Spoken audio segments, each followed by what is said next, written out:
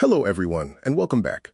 I am Suresh Periyasamy. One of the most critical skills for a Canadian CPA is the ability to toggle between frameworks.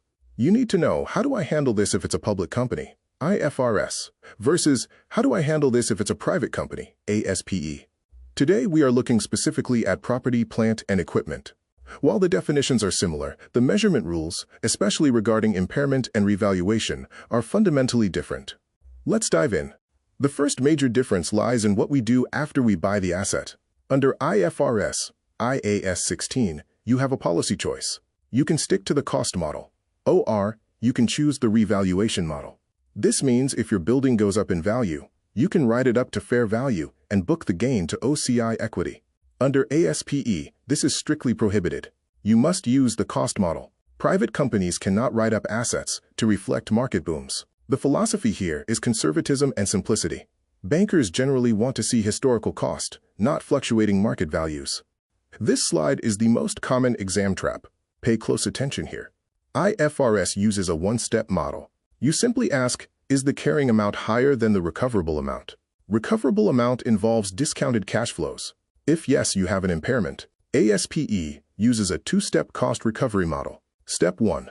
You perform a screening test using undiscounted cash flows. You simply add up the raw future cash.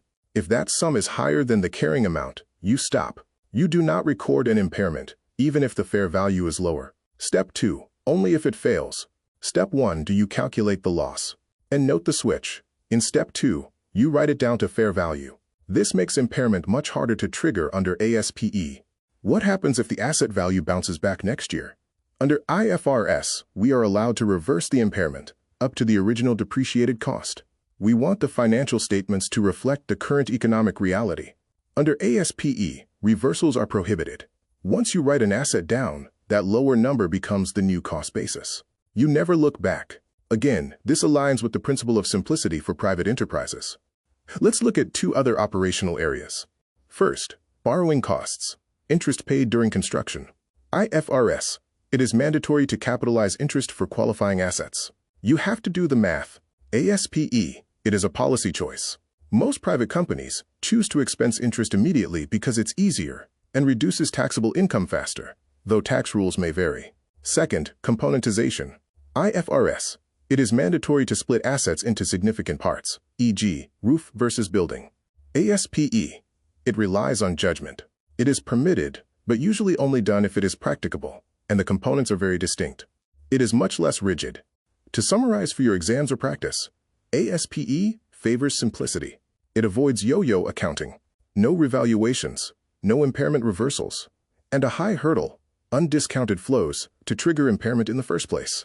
IFRS favors economic reality and fair value. It requires more work, capitalizing interest, componentizing, and reflects market ups and downs, reversals and revaluations. Mastering these differences is crucial because you will often see scenarios where a company transitions from ASPE to IFRS before an IPO, requiring you to restate the PPE numbers. To help you with this, I have prepared a comprehensive comparison document covering PPE under ASPE 3061 versus IAS 16.